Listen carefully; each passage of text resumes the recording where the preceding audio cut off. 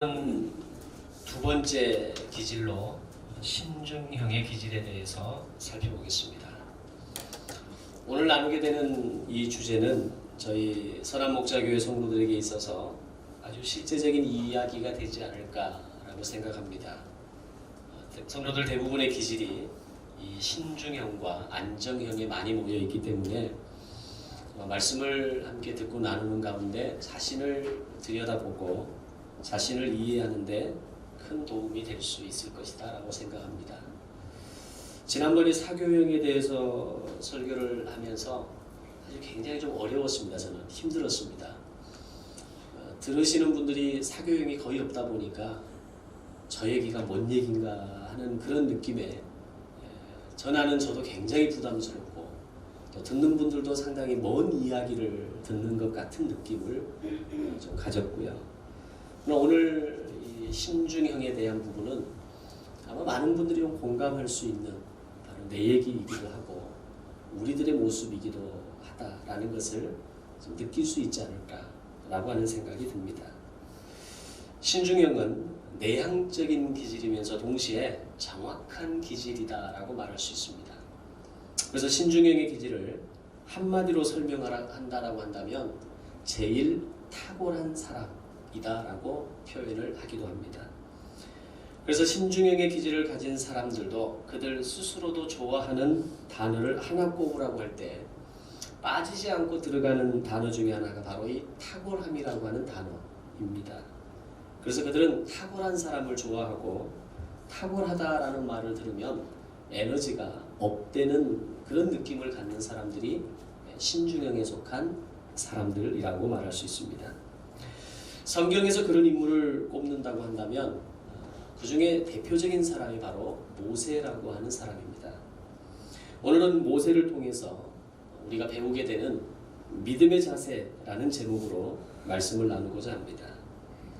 모세라는 사람에 대해서 생각해 볼 때 조금 다른 각도에서 오늘 바라보고자 하는데 왜 하나님은 수많은 이스라엘 사람들 가운데에서 모세를 지도자로 택하셨는가라고 하는 질문입니다. 그것도 80년이라는 시간을 기다리면서까지 모세를 기다리셔야만 했던 이유가 그리고 그를 훈련시켜야만 했던 이유가 과연 무엇인가 라고 하는 겁니다. 사실 우리의 인생의 시간에 80년이라고 하는 시간은 결코 짧은 시간이 아니지 않습니까? 굉장히 길고 오랜 시간을 80년의 시간을 우리가 느낌을 가지고 있습니다. 이스라엘 백성의 입장에서 본다면 사실 그건 거의 100년에 가까운 시간입니다. 그리고 그 시간 동안 그들은 힘들게 노예로 살아야만 했던 시간이었습니다. 그렇다면 백성들의 입장에서 본다면 조금이라도 일찍 하나님께서 누군가를 준비시키셔서 이스라엘 백성들을 구원해낼 수도 있지 않았겠는가? 그러면 이스라엘 백성들이 겪어야 했던 그 80년의 시간을 그 긴 약 430년의 시간을 조금 더 단축해서 300년대에 한번 끌어볼 수도 있었고 조금 더 빨리 끝낸다면 400년 넘는 시간 동안의 그 길고 지루한 고통의 시간은 조금은 더 덜어낼 수 있지 않았을까라는 생각입니다. 그리고 이것을 하나님의 입장에서 좀 살펴보면 바로의 핍박으로 인해서 이스라엘 백성들이 부르짖을 때 하나님은 이들을 구원할 만한 믿음직한 사람이 필요하셨을 것이다 라는 생각을 해보게 됩니다. 그때 하나님이 선택한 사람은 바로 모세였고 이 모세를 선택한 이유는 바로 그가 이런 신중형의 기질을 가진 사람이었기 때문이었을 것이다 라는 생각을 해보게 됩니다. 그리고 그가 하나님이 가지고 계신 이 구원의 계획을 온전히 이루어낼 수 있는 사람이라고 여기셨다라는 겁니다. 그래서 자신의 백성을 구원해내는 데 있어서 80년이라고 하는 굉장히 긴 시간이지만 그 시간을 통해서 하나님은 이스라엘 백성들을 구원해내기 위해서 한 사람을 태어나게 하시고 그리고 준비하게 하시고 그를 다듬으셔서 마침내 이스라엘 백성들을 구원해내는 한 도구로 그를 사용하시게 되어집니다. 그 이유가 무엇이었을까를 오늘 기질의 관점에서 한번 생각해 보고자 하는 겁니다. 만약에 당시에 사교형의 사람에게 이 출애굽의 사명을 맡기셨다면 과연 어땠을까요? 아마 처음에는 굉장히 열정적으로 자신에게 주어진 사명을 아주 그냥 감격하면서 달려들어서 그 일을 시작했을 겁니다. 세상에 하나님이 이 어마어마한 일을 나에게 맡기셨다는 그 이유 하나만으로 이 걷잡을 수 없는 그런 어떤 감동이 사교행의 사람들에게는 있었을 겁니다. 스스로도 자랑스러워했을 것이고 사람들에게 하나님이 나를 부르셔서 하나님 나에게 이런 엄청난 일을 맡기셨다라고 그렇게 자랑하고 이야기하고 싶은 마음이 굴뚝 같은 사람의 유형이 바로 사교형이라는 겁니다. 그런데 시작은 하지만 너무나 힘든 시간들이 반복되고 백성들은 자꾸 나에게 원망하기 시작하고 나에게만 뭐라고 하는 것 같고 나에게만 찾아와서 불평을 쏟아놓을 때 아마 속된 말로 어느 순간 다 때리쳤을 겁니다. 사교형의 기질들은 사람들이 나를 인정해주지 않고 나를 환호해주지 않고 나를 바라봐주지 않으면 그 에너지가 금방 떨어져 나가버리는 사람들이기 때문입니다. 주도형의 사람들에게 만약에 이 출애굽과 광야의 사명을 맡기셨다면 어땠을까? 역시 생각해 보게 됩니다. 아마 주도형의 사람은 목적한 바를 어떻게 해서든지 분명히 이루어냈을 겁니다. 목표를 이루어내기 위해서 아마 이 주도형의 지도자는 모든 방향과 에너지와 힘을 다 쏟아서 우리가 바라보고 나아가야 될 것은 오직 가나안이다. 그렇게 해서 사람들을 데리고 가나안 땅에 분명히 들어갔을 겁니다. 그런데 목표를 이루어내는 과정 가운데 몇 사람의 희생은 필요할 수도 있다. 몇 사람이 좀 어렵고 힘들 수 있다라는 생각 때문에 아마 출애굽하는 과정과 이 40년 광야의 생활 기간 동안에 주변의 많은 백성들의 마음 가운데 심각한 상처를 남겼거나 또는 많은 사람들이 그의 주변에 남아있지 않았을 거다라는 겁니다. 안정형의 사람에게 출애굽의 사명을 맡겼다면 과연 어땠을까? 한번 생각해 봅니다. 아마 그는 이런 생각에 사로잡혔을 겁니다. 나는 백성의 역할이 맞지 리더의 역할은 내게 아니야. 왜 하필 이렇게 어렵고 힘든 일을 저한테 주십니까? 라고 처음부터 거절했거나 아니면 억지로 어떻게 되든지 맡게 되었다면 정말 하루하루를 힘들게 가나안까지 가는 과정이 시작되었을 것이다 라고 생각해 볼 수 있습니다. 즉 각자의 기질에 따라서 오늘 이 출애굽이라고 하는 이 엄청난 사명을 감당하는 데 있어서 그들이 가진 기질마다 그것에 대해서 반응하고 그것을 감당할 수 있는 에너지가 다르다는 겁니다. 그래서 기질의 관점에서 본다면 하나님 편에서 이 출애굽의 과정과 40년 광야를 인도하기 위해서 정말 필요한 사람, 이 사람을 세우면 이 사람을 내가 불러서 그들을 세워서 훈련시키면 이 일을 잘 해낼 것이다 라고 생각했던 사람은 바로 신중형의 기질을 가진 모세와 같은 사람, 그 모세와 같은 사람이 바로 80년이라고 하는 이 시간을 통해서 준비되어지고 다듬어지고 훈련되어져서 마침내 광야의 이 40년의 기간을 완성하고 가나안 땅에 들어가는 결과를 만들어내게 되었다는 겁니다. 그래야 이스라엘 백성들이 어떠한 역경이나 또는 어려움을 만날지라도 그들이 나에게 원망을 하고 어떤 책임을 돌릴지라도 끝까지 내게 주어진 사명을 완수하며 이스라엘 백성들을 가나안 땅으로 인도해낼 수 있었기 때문입니다. 그러면 왜 하나님이 이 신중행의 기질인 모세를 택하셨는지 그 기질의 특징을 한번 우리가 살펴볼 필요가 있습니다. 먼저 모세는 사실 불행한 과거를 가지고 있었던 사람입니다. 우리가 내적 치유 과정이라고 하는 과정이 있고 또 우리가 보통 심리학에서 이야기하는 아동 발달 단계의 과정을 볼 때 사람에게 제일 중요한 시기를 공통적으로 이야기하는 0세부터 3세의 시기라고 이야기합니다. 그리고 좀 더 크게는 6세 이전이 한 아이가 자라서 태어나는 과정 가운데 인격체로 성장하는 데 가장 중요한 영향력이 만 6세 이전에 그 아이에게 다 주어지게 된다는 겁니다.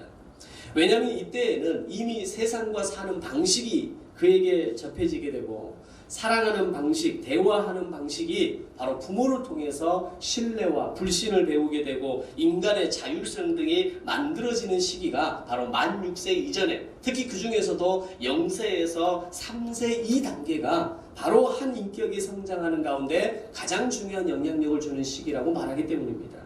그래서 성인이 되어서도 소통의 어려움을 가지는 사람들이라든지 관계의 어려움, 자율성의 어려움, 신뢰 영역에 어려움이 있는 사람들을 우리가 보게 되면 그 사람은 특별히 어린 이 영아기의 시간 가운데에서 특히 부모와의 시간을 어떻게 보냈느냐라고 하는 것이 그 아이가 성장한 성인이 된 이후에도 나타나는데 아주 중요한 영향력을 줄 수 있다는 겁니다.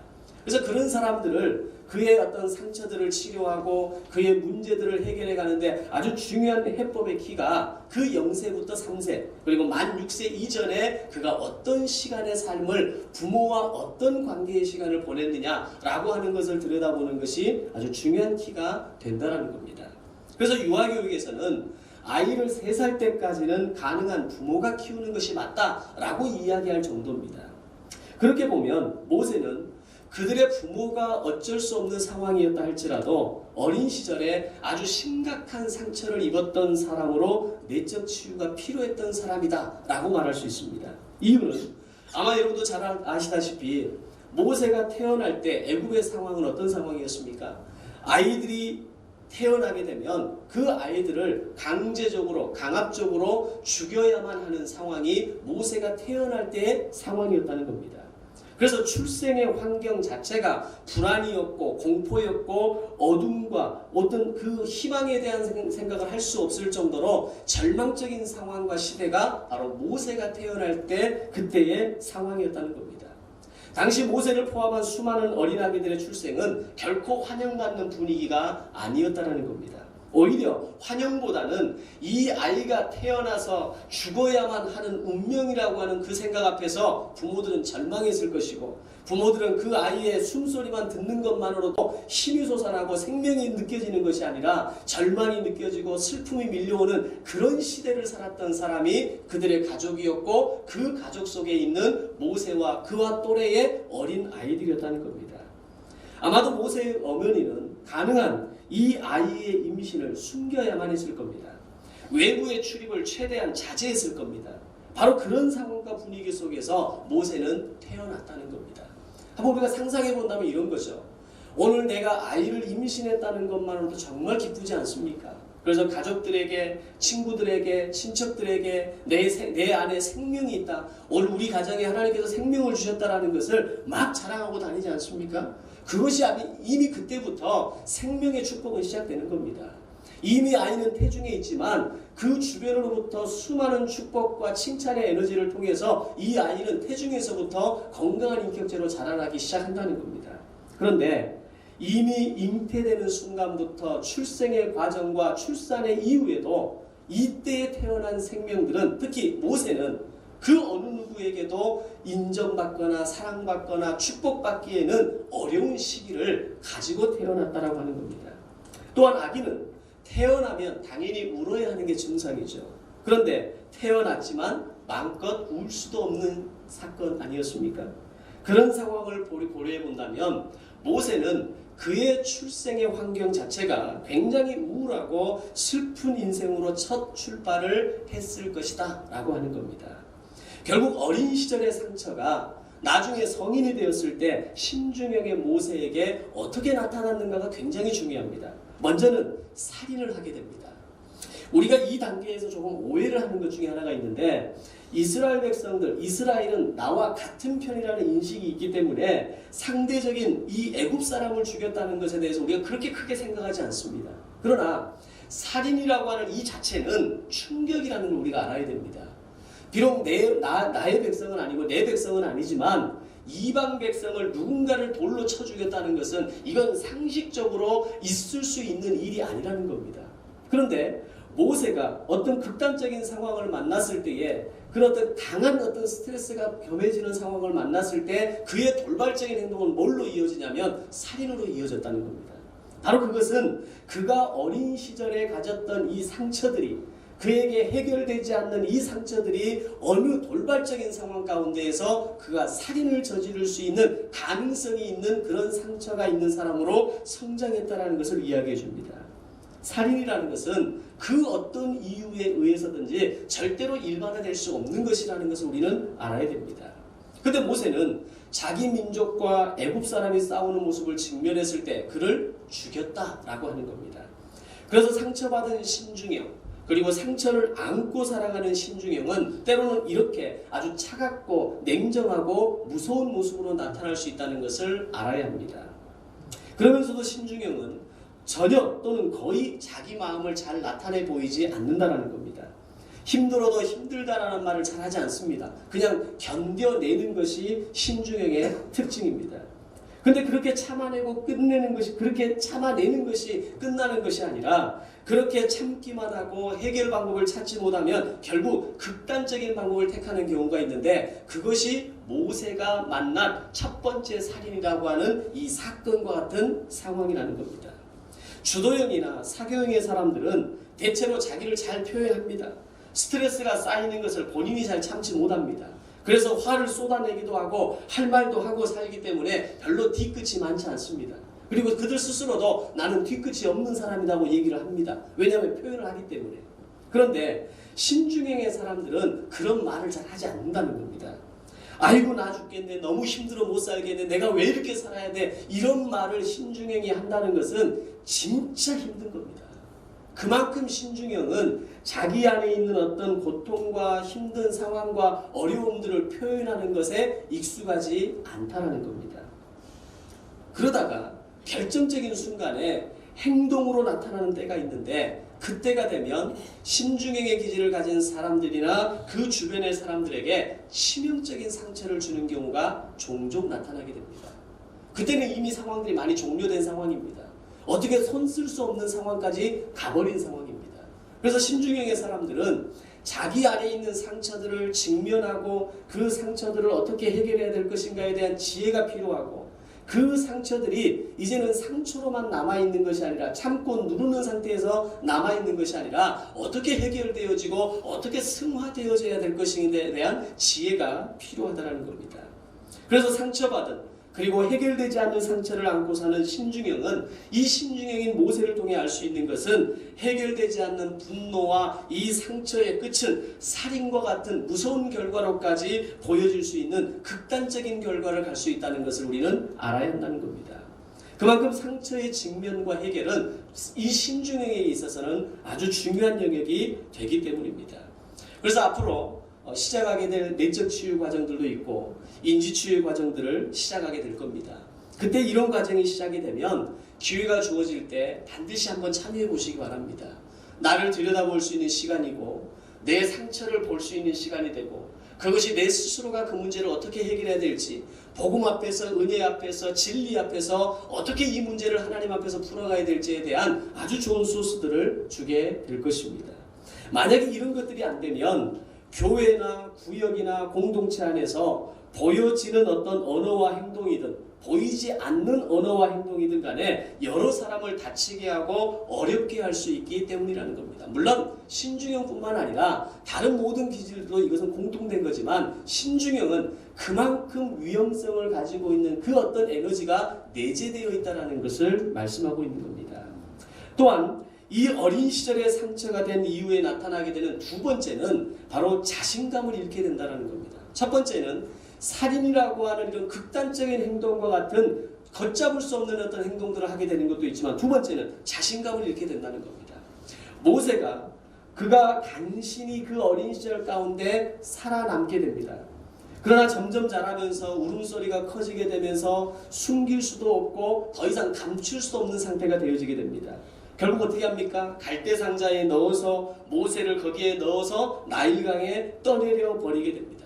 근데 다행히 떠내려가는 모세를 바로의 공주가 발견합니다. 그렇게 해서 모세는 이집트의 왕자가 되었습니다. 그런 상황에서, 그런데 이런 상황에서도 신중형의 특징은 계속되어진다는 겁니다. 사교형은 자신의 슬픈 과거를 알게 되어도 잠깐 슬퍼하지만 금방 과거는 과거일 뿐 거기에 별로 매이지 않습니다. 스스로가 자기의 삶을 조절할 수 있는 그런 감정에 대해서 지나치게 매이지 않는다는 겁니다. 소위 쿨한 사람들이 사교형입니다. 근데 신중형은 나중에 상처가, 모세가 자기의 상처 가운데 해결되지 않았을 때 하나님께서 모세를 부르시고 모세에게 비전을 주시지만 모세는 오케이 하지 않습니다. 5번을 거절하면서 나는 절대로 그 일을 할 수 없는 사람이다라고 완강하게 거절합니다. 바로 그 이유가 자신의 마음속에 있는 이 상처가 해결되지 않는 신중형이 자신감도 잃어버리고 내가 할 수 있다라고 하는 어떤 그런 힘도 다 잃어버린 상태에서 결국 하나님의 요청에 대해서 거절하게 된다는 겁니다. 실제로 성숙한 믿음의 단계로 준비되지 않은 신중형의 사람들에게 교회 사역을 맡기려고 하면 굉장히 힘이 드는 경우를 많이 보게 됩니다. 한 번 한다고 하면 정확하게 하는 사람들이고 한 번 안 하겠다고 마음먹으면 절대로 안 하는 사람들이 이 신중형에 속하는 사람들이기 때문입니다. 그것은 신앙이 잘 세워져 있는 사람이든 신앙이 잘 세워져 있지 않는 사람들이든 동일합니다. 그래서 이거는 신앙의 문제에서 볼 게 아니라 기질의 문제로 우리가 좀 볼 필요가 있다는 겁니다. 신앙이 있는 사람인 이유는 늘 자기는 부족하다고 생각합니다. 아직 내가 그 일을 맡기에는 부족하고 아직 그 일을 맡기에는 내가 시간이 필요하다고 스스로 생각하기 때문이라는 겁니다. 만약에 신앙이 아직 정립되지 않고 스스로 자신의 믿음을 인정하지 않는 사람은 그런 상태에서 내가 그 일을 맡고 그런 상태에서 내가 그 모임에 참여해서 어떤 직분을 맡는다는 것이 왠지 나와 다른 사람을 속이는 것 같은 이율배반적인 것 같은 느낌을 가지기 때문에 이 신중형의 사람들은 동조하지 않는다는 겁니다. 그래서 이런 이 신중형의 기질을 가진 분들 중에 특히 후자의 경우에 아직 신앙의 분명한 확신과 고백이 정립되지 않은 분들에게는 저 역시 어떤 부탁을 할 때 광곡하게 권면하고 부탁도 하지만 그렇게 해서 움직일 분들이 아니라는 걸 알기 때문에 기꺼이 기다려주는 시간을 좀 가지게 됩니다. 스스로가 결단할 수 있도록 스스로가 이제는 하고 싶습니다, 해보고 싶습니다라고 하는 마음의 결정을 내릴 수 있도록 그것을 기다려주는 시간들이 그런 지혜가 좀 필요하다는 겁니다. 그리고 마침내 스스로 결단하고 움직일 때가 바로 이 신중형의 기질을 가진 사람들이 가장 최상의 에너지를 제대로 발휘할 수 있는 때가 바로 그때가 된다는 겁니다. 그래서 저는 특별히 교회 안에 이 신중형의 기질을 가진 성도분들을 저는 좀 기대합니다. 아직은 잘 움직여지지 않는 것 같고 아직은 자신을 잘 표현하지 않는 것 같고 아직은 분명하게 자신의 어떤 생각과 마음을 표현하지 않는 것 같지만 언젠가 오늘 이 교회의 중요한 기반이 되어줄 수 있는 역량을 가진 사람들이 바로 신중형의 기질을 가진 사람들이라는 겁니다. 그들이 한번 결단하기만 하면 그들이 한번 제대로 서기만 하면 교회 안에서 절대로 없어서는 안 되는 중요한 사역자리들이고 끝까지 그 일을 감당해낼 수 있는 힘을 가진 사람들이 바로 신중형의 기질을 가진 사람들이기 때문입니다.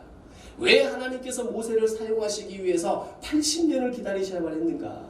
좀 더 빨리 한 사람을 선택하셔서 좀 더 빨리 그 일을 되게 하실 수는 없었는가? 물론 그렇게 하시려고 하시면 하실 수는 있었겠죠. 그러나 하나님은 이 한 사람 모세가 그런 가능성을 가지고 그런 힘을 가지고 있고 그런 역량을 가진 이 한 사람이 준비되어지고 하나님이 부르시는 그 부르심 앞에 나올 때까지 기다리셨다라고 하는 겁니다. 신중형의 기질인 이 모세를 사용하시기 위해서 80년을 기다리셨던 것처럼 오늘 여러분을 기다리시고 마침내 여러분을 통해 일하실 그 하나님을 신뢰하고 오늘 그 하나님을 바라보는 것이 오늘 우리의 마음이어야 한다는 겁니다. 다시 모세의 이야기로 돌아와서 호렙산의 이 떨기나무의 신비한 체험을 통해서 모세는 하나님의 강한 부르심을 받습니다. 스스로 그런 부르심을 받지만 그러나 그가 스스로 하나님 앞에 고백했던 건 뭐냐면 나는 말을 잘 하지 못하는 사람이라는 이유를 대면서 거절하게 됩니다. 하나님의 부르심 앞에서 모세의 답변은 이런 말들이었습니다. 출애굽기 4장 10절 말씀을 보면 모세가 여호와께 아뢰되 오 주여 나는 본래 말을 잘하지 못하는 자니이다. 주께서 주의 종에게 명령하신 후에도 역시 그러하니 나는 입이 뻣뻣하고 혀가 둔한 자니이다. 어떤 사람들은 이 표현을 보면서 조금 다르게 해석하는 사람들도 있습니다. 그의 마음이 교만하거나 또는 그의 마음에 아직 뒤끝이 남아서 지금 하나님께서 이렇게 요구하시고 말씀하심에도 불구하고 이제는 저는 못합니다. 이렇게 떼를 쓰고 또 그렇게 반대를 하고 그것에 대해서 부인하는 것처럼 그렇게 설명하는 때도 있습니다. 그런데 저는 조금 다르게 봅니다. 이미 모든 것을 다 잃어버리고 그의 마음속에 있는 이 상처와 그 상처로 인한 자신감의 상실로 인해서 나는 더 이상 아무것도 할 수 없는 사람이라고 하는 그런 상태에까지 이르렀다는 겁니다. 그러자 하나님이 모세를 위로하시고 힘을 주시면서 아론을 붙이시겠다고 말씀합니다. 여기서 한 가지 생각해 볼 수 있는 것은 도대체 왜 하나님은 그렇게 까다롭고 어렵고 복잡한 신중형의 사람인 모세에게 이렇게 집착하시는가라는 겁니다. 한두 번 권면했다가 저 못합니다. 제가 어떻게 그 일을 합니까? 라고 하면 그래 그럼 하지 마. 이럴 수도 있는 거 아닙니까? 근데 하나님께서는 80년을 기다려오신 것도 모자라서 5번을 요청을 합니다. 계속해서 권면합니다. 아론을 붙이시겠다고까지 말씀합니다. 왜 그러셔야 한다는 겁니까? 왜 모세를 그렇게 붙잡아서 그렇게 세우셔서 네가 아니면 안 된다라는 심정으로 이렇게 표현하고 있냐는 겁니다. 이렇게까지 해서라도 신중형의 모세를 끝까지 사용하기를 원하시는 이유가 과연 뭐냐는 겁니다. 이것이 오늘 말씀의 중요한 핵심입니다. 첫 번째로 신중형은 책임감이 강한 사람이기 때문입니다. 예를 들어서 우리가 등산을 간다고 했을 때 주도형은 그냥 목표를 향해서 갑니다. 주변에 뭐가 보이나 마나 별로 상관없습니다. 그냥 우리가 가야 할 곳은 저 꼭대기니까 저기만 올라가면 된다고 생각하고 무조건 앞으로 전진합니다. 가면서 무슨 경치가 보이고 풍경이 보이고 뭐가 보이는 건 중요하지 않아요. 오늘 내가 이 등산에 이 정상에 올라와서 내 발을 찍고 발도장을 찍고 사진을 찍고 내려가는 것, 이게 제일 중요한 사람이 주도형입니다. 사교형도 그냥 오르는 것 자체가 좋습니다. 특별히 내가 좋아하는 사람들과 함께 어울려 올라간다면 그것만큼 더 좋은 게 없는 거죠. 안정형은 왜 산에 올라야 하는지 이해를 잘 못합니다. 그냥 안정형은 경관이 좋은 곳에서 마음이 평안한 곳에서 함께 자연을 바라보고 좋아하는 사람들과 함께 간식을 먹으면서 그렇게 중간에서 놀다가 내려와도 안정형은 괜찮습니다. 근데 신중형은 산 아래서 산을 바라보기만 해도 행복합니다. 그러나 가야만 하는 이유가 있고 가야만 하는 목적이 있으면 그것이 결정이 되면 끝까지 가는 사람이 신중형이라고 하는 겁니다. 그래서 신중형의 기질은 책임이 강한 기질입니다. 아직까지 내 안에 충분한 동의가 되지 않고 내가 지금 충분히 내 마음속에서 인정이 되지 않지만 목적이 정해졌고 나에게 사명이 주어졌고 내가 그것을 해야만 하는 분명한 나에게 동기부여만 된 것만으로도 이 일은 내가 해야 하는 일이라고 생각하는 사람들, 그리고 끝까지 이것을 내가 내려놓을 수 없고 이것을 누군가 다른 사람이 책임질 수 있는 사람이 나타나기까지는 이건 내가 해야만 하는 일이라고 하는 사명감을 가지고 가는 사람들이 바로 신중형을 가진 사람들의 특징이라는 겁니다. 출애굽기를 읽어보면 광야를 시작하기 전부터 이미 이스라엘 백성들의 입은 불평과 불만을 쏟아내는 입으로 가득했습니다. 과연 이런 상황들 앞에서 이런 사람들이 어느 기질들이 이런 사람들의 모습을 감당할 수 있었겠습니까? 사교형은 이미 손 틀어버립니다. 안정형은 날마다 자기 상처 속에 사로와 잡혀서 내가 왜 이 사람들을 책임져야 됩니까? 울부짖고 살았을 겁니다. 주도형들은 마음에 안 드는 사람들 다 쳐냈을 겁니다. 그러나 신중형인 모세는 그들이 불평하고 원망하고 부르짖을 때마다 하나님 앞에 나아가 하나님 앞에 그 원망과 불평의 소리를 대신해서 그들을 위해서 중보하고 하나님의 그들의 원망의 소리를 제하여 주시고 그들의 필요를 채워주실 것을 간구했던 사람이 바로 모세였습니다. 이유가 뭡니까? 그는 책임성이 있는 사람, 끝까지 책임을 질 수 있는 사람이 바로 모세였기 때문입니다. 오늘 교회 안에서 어렵고 힘든 일이 있을 때 뭔가가 막아서게 되고 장애물이 생기고 어려운 일이 생길 때 그런 상황 앞에서 끝까지 그 앞을 묵묵하게 지켜내고 앞으로 나아갈 수 있는 사람은 책임감 있는 신중형의 기질의 사람들이라는 겁니다. 그래서 하나님께서 80년을 기다렸던 거고 5번이나 거절하는 모세를 끝까지 그를 부르셔서 오늘 이 출애굽의 현장 앞으로 광야를 이끌어가는 백성의 지도자로 모세를 부르실 수밖에 없었다는 겁니다. 그런 모세에게 하나님은 최고의 칭찬을 드러냅니다. 그게 오늘 본문의 말씀입니다. 이 사람 모세는 온유함이 지면의 모든 사람보다 더하더라. 모세가 지금 이런 말을 하나님으로부터 들을 때 지금 모세의 상황이 어떤 상황인지 혹시 기억나십니까? 아론과 미리암이 모세의 행동에 대해서 모세가 구스 여자를 취한 걸 보고 미리암과 아론이 모세를 원망하고 그의 지도자의 자격을 박탈하기 위해서 또는 도전하기 위해서 도전장을 내미는 상황이었습니다. 그때 하나님께서 누구의 손을 들어주시냐면 모세의 손을 들어주신다는 겁니다. 모세가 완전해섭니까? 그러지 않습니다. 모세가 분명히 실수했습니다. 그리고 모세에게 연약함이 있습니다. 그러나 하나님께서 지금 보시는 것은 뭐냐면 지금 나의 이 명령과 부르심 앞에 끝까지 책임감을 가지고 이 광야의 역사를 이루어 나가는 그 모세의 온유함을 내가 바라보고 있다는 겁니다. 완전해서가 아니라, 흠잡을 데가 없어서가 아니라, 실수도 있고 구스 여자를 취했다라고 하는 이방 여인을 또 아내로 맞았다라고 하는 이런 결정적인 실수가 있음에도 불구하고 하나님께서 보시는 것은 뭐냐면 실수와 실패와 연약함이 아니라 그가 가지고 있는 지도자로서의 성실함과 책임감을 하나님께서 보고 계신다는 겁니다. 그것이 온유함을 인정하고 어떤 사람보다 이 모세의 온유함이 그 어떤 사람보다 더 낫다라고 이야기하고 있는 겁니다. 신주경의 사람들은 이렇게 끝까지 책임을 지는 사람들이 신주경입니다. 모세는 속된 말로 징징대는 이스라엘 백성들을 마지막까지 다독이면서 가나안 앞으로 나아갔던 사람입니다. 심지어는 너는 가나안에 들어갈 수 없다는 그 하나님의 말씀을 들었음에도 불구하고 모세는 끝까지 자신의 사명을 감당합니다. 사교형은 어땠을까요? 안정형은 어땠을까요? 주도형은 어땠을까요? 너는 안 되라고 했을 때 이런 류의 지도자들은 왜 나는 안 됩니까? 지금까지 내가 여기까지 어떻게 왔는데, 지금 내가 어떻게 하나님 앞에 헌신했는데 왜 나한테 이렇게 다루십니까? 어쩌면 그들은 그들의 기질대로 이야기했을 겁니다. 그러나 모세는 너는 들어갈 수 없다라고 말함에도 불구하고 성실하게 다음 지도자를 준비합니다.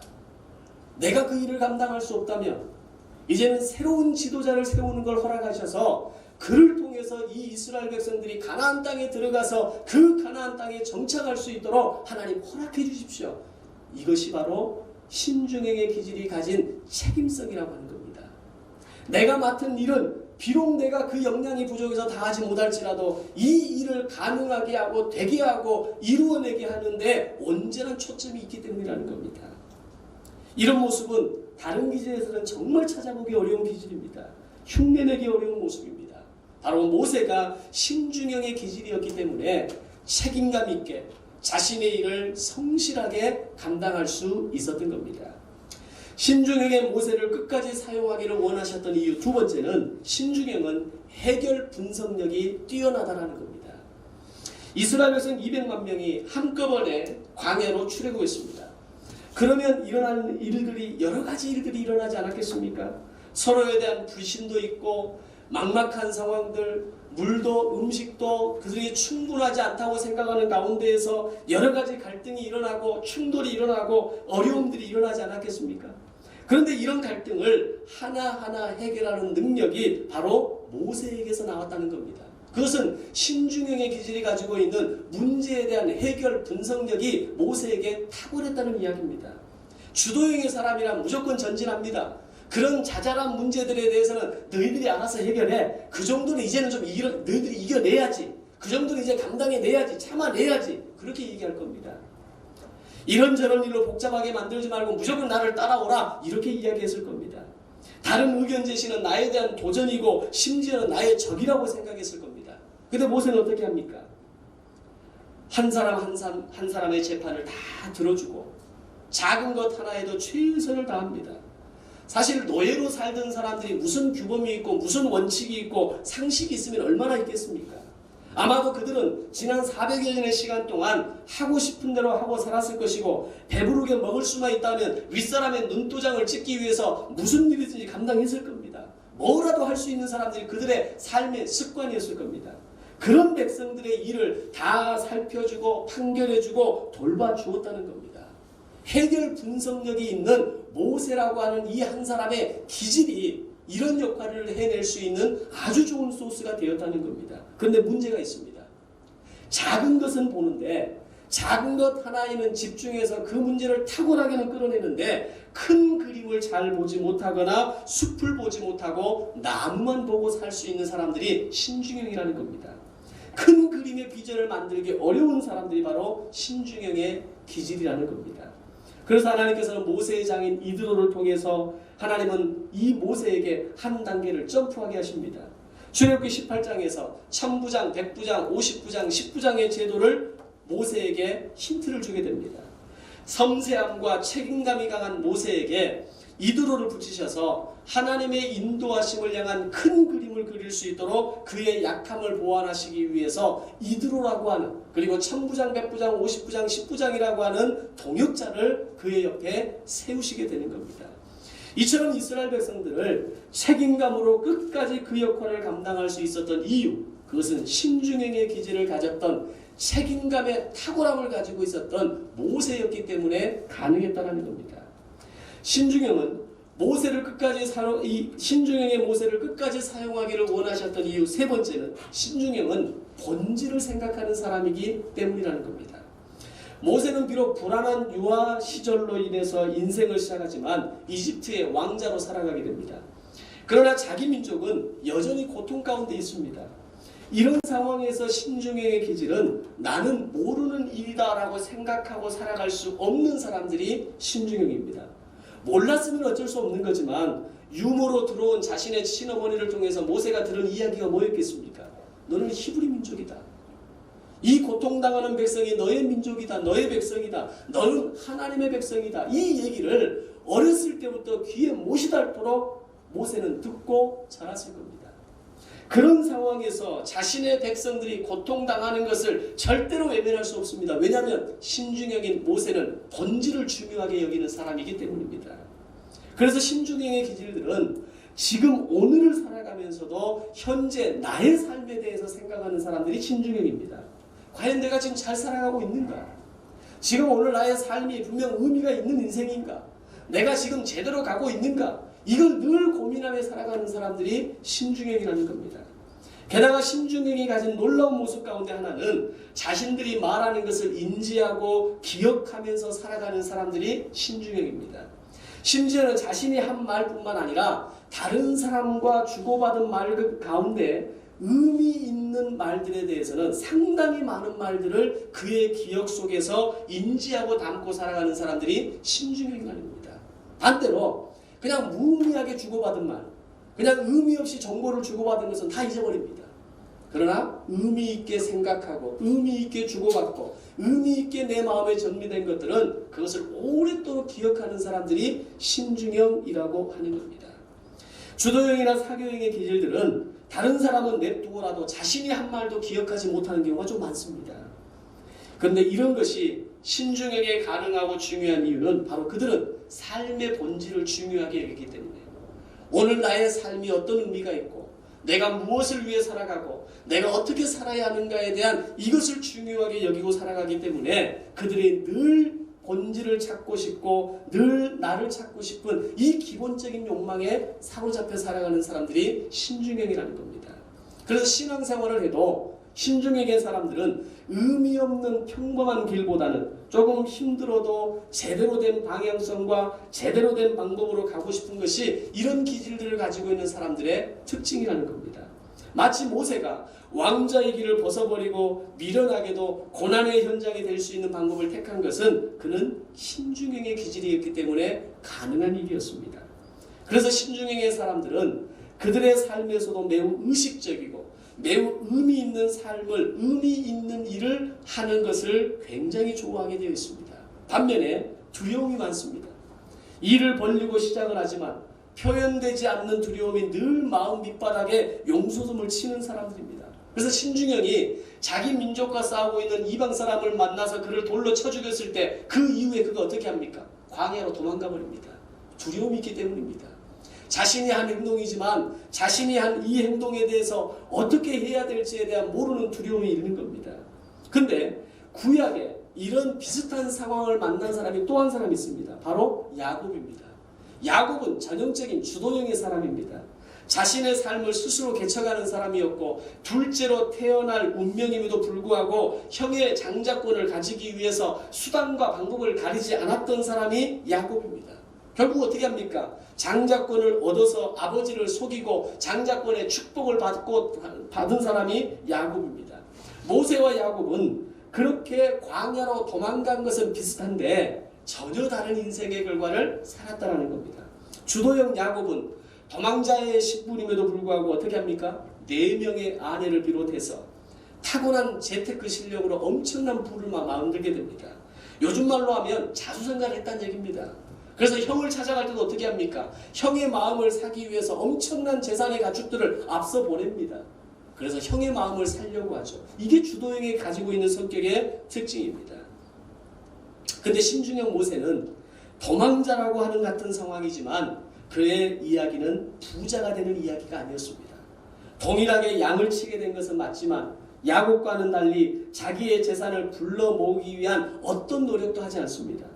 동일하게 양을 치게 된 것은 맞지만 야곱과는 달리 자기의 재산을 모으는 것이 목적이고 그것이 자신의 삶의 이유가 되지는 않습니다. 나중에 장인을 떠나고 미디안을 떠나서 이스라엘로 올 때에도 성경 어디에도 자신의 재산을 분할하거나 자신의 재산을 주장했다라고 하는 요구는 성경에 없습니다. 왜 그렇습니까? 신중형은 본질을 중요하게 여기기 때문입니다. 내가 지금까지 수고한 이 수고의 대가를 나에게 줘야 하지 않느냐? 내가 이 정도 재산은 좀 가져야 되지 않느냐? 내가 이 정도 것을 요구할 만한 그런 내게 어떤 요구의 정당성이 있지 않느냐? 이게 신중형에게는 중요하지 않다는 겁니다. 모세는 하나님을 만나고 이스라엘 백성들을 이끄는 지도자가 되는 것, 그래서 하나님이 나를 부르셨다는 것이 중요했고 이제는 나를 부르셔서 나를 출애굽의 주역으로 광야의 리더로 세우셨다라고 하는 이 본질이 모세에게는 너무나 큰 이유가 된 겁니다. 하나님께서 신중형 모세를 끝까지 세우시고 사용하시려고 했던 이유, 그것은 그들의 책임감이 강한 사람이고 해결 분석력이 뛰어난 사람이고 본질을 중요하게 여기는 사람들이기 때문입니다. 오늘 이 자리에 앉아있는 신중형의 기질을 가지고 있는 성도들은 책임감이 강한 사람이고 해결 분석력이 있는 사람들이고 본질을 중요하게 여길 수 있는 이런 가능성의 에너지를 가지고 있는 분들이라는 것을 여러분 인정하셔야 됩니다. 그리고 언젠가 그것이 교회 안에서 아주 중요하게 쓰임받고 사용되어지고 그것을 통해서 교회가 든든히 세워져가는 일에 여러분들이 쓰임받으시기를 주님의 이름으로 축원합니다. 그렇다면 신중형의 사람들이 어떻게 살아야 잘 살 수 있느냐라는 겁니다. 어떻게 하면 장점은 살리고 단점은 보완할 수 있는 방법이 뭐냐라는 겁니다. 두 가지만 얘기합니다. 첫 번째는 주님과 함께하는 비전을 세울 때에 잘 살 수 있다는 겁니다. 신중형이 가진 이 사람들이 가진 안타까운 모습 가운데 하나는 신중형의 사람들은 기본적으로 이상적인 사람들입니다. 그리고 완벽주의를 가지고 있는 사람들입니다. 그러나 오늘 우리의 인생을 살아오시면서 느낀 것이겠지만 우리의 인생에 완벽한 게 어디 있고 우리 인생의 이상적인 삶이 과연 어디가 존재합니까? 그런 곳은 없습니다. 늘 불안하고 늘 불안전하고 늘 부족한 듯이 살아가는 것이 우리의 인생 아닙니까? 그래서 신중형의 사람들은 기본적으로 인생 속에서 만족이 잘 안 되는 사람들입니다. 사람들과 놀고 있어도 스스로 자기를 힘들게 할 수 있는 사람이 신중형이고 늘 뭔가를 생각하고 더 나은 인생의 의미를 찾고자 하는 사람들이 신중형의 기질을 가진 사람들입니다. 그래서 신중형의 사람들이 너는 가장 행복할 때가 언제냐? 라고 물을 때 내가 목숨 걸 만한 진짜 일을 만났을 때 나는 행복하다라고 이야기합니다. 네가 진짜 행복할 때가 언제냐고 또 한번 물으면 내가 내 인생 전체를 걸고 헌신할 수 있는, 내가 믿을 수 있는, 신뢰할 수 있는 한 사람을 만났을 때 나는 가장 행복하다라고 이야기합니다. 그러나 그런 일, 그런 사람은 없습니다. 내가 내 인생을 전체를 걸고 신뢰할 수 있는 이 땅의 사람이 누가 있습니까? 남편을 신뢰할 수 있습니까? 아내를 신뢰할 수 있습니까? 믿을 존재가 못 되잖아요. 저만 그렇습니까? 사람은 믿을 존재가 아니거든요. 일도 내 인생 전체를 걸고 내가 내 인생 목숨 전체를 걸고 헌신할 만한 그런 완전한 일이 이 땅에 어디가 있습니까? 다 불완전하고 다 내 맘에 들지 않고 온전하지 않는 것이 우리의 인생이고 사람이고 우리의 인생의 상황 아닙니까? 그런데 신중형의 사람들이 진정한 인생의 의미와 재미를 제대로 알 수 있는 진짜 제대로 된 길은 바로 진리이신 예수님을 만났을 때, 그리고 그분이 내게 맡겨주시는 소명을 만났을 때 그들은 진짜 행복할 수 있는 겁니다. 아멘. 우리의 인생을 만족할 수 있는 것이 이 신중형의 기질을 만족시킬 만한 사람과 일은 이 땅에 없습니다. 그러나 진리 되신 예수님을 만났을 때 그분이 나의 만족자이시여, 그분이 나의 위로자이시여, 그분이 나를 부족한 나를 부르셔서 5번이나 거절함에도 불구하고 그래도 네가 해야 된다라고 나를 부르시고 나를 만나주셨을 때 하나님 내가 그 일에 감사하고 뛰어들겠습니다. 내가 그 일에 헌신하겠습니다. 나를 부르셨기에 내가 이 일을 끝까지 감당하겠습니다 라고 말할 수 있는 바로 그 순간이 주님이 나를 부르시는 그 상황, 그 시간인 줄로 믿습니다. 그들은 세상의 그 어떤 것으로도 만족을 누릴 수 없고 이제는 되었다고 내가 여기에 내 인생을 한번 걸어보겠노라고 만족할 수 있는 것이 이 세상에는 없는 사람들이 신중형입니다. 그러나 진리를 발견하기 시작하면 진리 대신 예수님을 만나기 시작하면 그 예수님이 나에게 맡겨준 일을 만나기 시작하면 목숨을 걸 수 있는 기질이 신중형의 기질입니다. 모세가 그랬습니다. 그는 미디안 광야에서 목동이었습니다. 그러나 목동으로 살 수 없었습니다. 많은 고민을 했을 겁니다. 그리고 그는 마침내 어떻게 됩니까? 하나님을 만나게 되고 하나님은 그의 기질대로 아주 구체적으로 모세를 만나주십니다. 신중형의 기질이 살 수 있는 방법, 하나님을 만나야 합니다. 하나님이 그분이 나의 주인 되시고 그분이 나의 주관자 되시고 내 인생 전체를 계획하고 설계하시는 놀라운 설계자라는 것을 깨닫는 순간 신중형의 삶의 수준과 그 삶의 내용은 달라지게 되는 겁니다. 신중형의 기질들이 다른 기질들도 하나님을 만날 때 새로운 세계가 열리지만 다른 기질보다 더 놀라운 세계가 펼쳐지는 사람이 신중형의 기질이라고 한다면 여러분 좀 놀라지 않으시겠습니까? 여러분에게 그런 은혜와 그런 하나님의 놀라운 새로운 세계가 열리는 은혜가 함께 하시기를 주님의 이름으로 축복합니다. 그래서 신중형의 사람들은 새벽 기도나 또는 말씀 묵상과도 같은 시간이 절대적으로 필요한 사람들입니다. 그냥 하루를 내 계획, 내 시간, 내 마음의 어떤 기준대로 살아가는 것이 아니라 하나님께서 내게 말씀하시고 내게 보여주시고 설계하시고 인도하시는 그 길을 새벽 제단을 통해서 또는 말씀 묵상을 통해서 또는 하나님께 무릎 꿇고 엎드리는 그 경건한 시간을 통해서 하루를 주님께 맡겨드리는 겁니다. 그리고 그 시간을 통해서 주님을 만나셔야 합니다. 그래야 신중형의 하루의 인생은 의미 있는 인생이 되는 겁니다. 신중형들은 종교 생활하는 것 그 자체를 감당하기 어려워합니다. 그럴 바에는 내가 교회를 왜 나가? 그럴 바에는 내가 왜 거기에 왜 앉아있어? 그건 나를 속이는 거라고 생각하거든요. 그래서 주님을 만나도 진하게 만나야 하고 진리 가운데에도 진하게 서야 합니다. 그래야 진짜 이 신중형으로서의 역량을 제대로 발휘할 수 있기 때문입니다. 선한목자교회의 모든 신중형 기질의 성도들이 주님을 진하게 만나고 복음의 진리를 명확하게 알고 그 정신을 이루어가는 삶이 되시기를 주님의 이름으로 축원합니다. 신중형의 기질의 장점은 살리고 단점을 보완할 수 있는 두 번째 팁, 그것은 그 사람이 마음에 들지 않아도 돕는 자로 서야 한다는 겁니다. 기질 중에 제일 결혼을 못하는 기질 중에 하나가 신중형의 기질이라고 합니다. 그리고 이 자리에 앉아있는 신중형의 기질은 참 대단하신 분들이에요. 결혼 다 하셨잖아요. 사교형은 눈에 번개만 쳐도 돈 한 푼 없어도 걱정 없이 마음에 들면 결혼할 수 있는 사람들이 사교형입니다.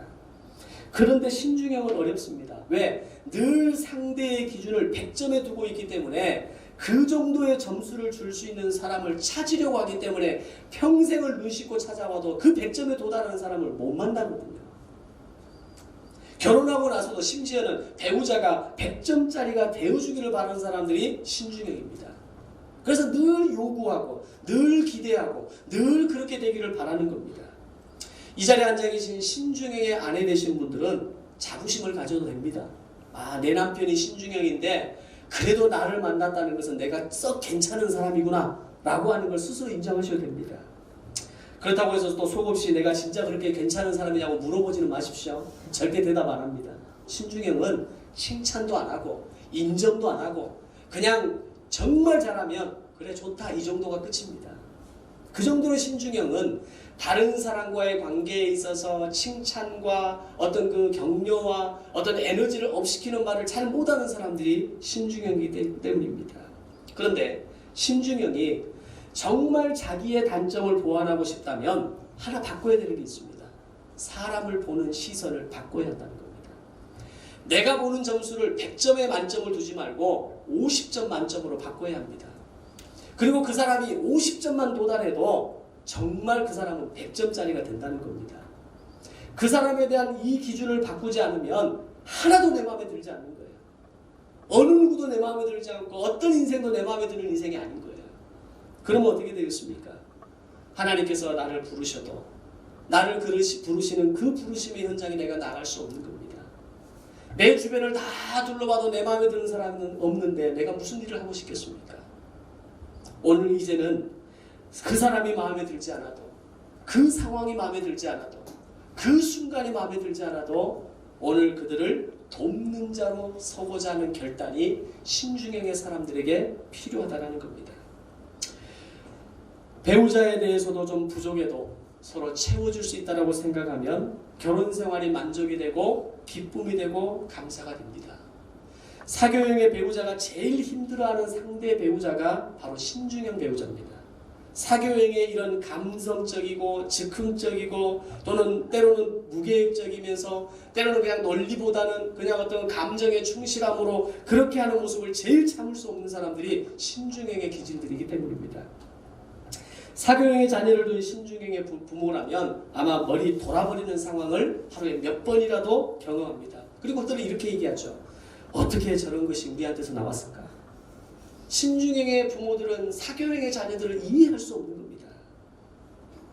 그러나 있는 모습 그대로 내가 돕는 자의 모습으로 사교형을 바라보고 다른 기질들을 바라보고 다른 사람들을 볼 수 있는 시선을 바꿔야 한다는 겁니다. 그리고 이제는 그들을 돕고 세우는 헬퍼로 돕는 자로 서야 합니다. 오늘 주일 오전의 말씀에서도 돕는 자에 대한 말씀을 하셨잖아요. 모든 기질들이, 모든 사람들이, 모든 하나님의 사람들이 이제는 사랑으로 서로 종노릇하며 서로 돕는 자로 세워져야 하는 이 원리가 특별히 오늘 오후에는 신중형의 기질을 가진 사람들에게 다시 한번 적용했으면 좋겠습니다.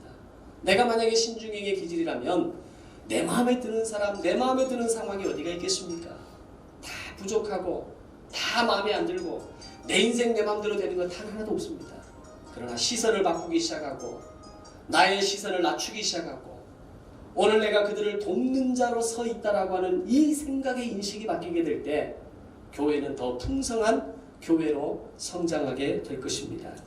신중형의 기질을 가진 신실한 분들이 교회 공동체에 깊숙이 들어오게 될 때 교회는 더 풍성해지고 탄탄해질 것입니다. 성숙한 신중형이 많아질 때 교회는 본질을 회복하고 하나님의 나라를 향해 가는 건강한 교회가 될 것을 기대합니다. 바로 그들을 통해서 그리고 바로 여러분을 통해서 하나님이 일하실 것입니다. 기도하겠습니다.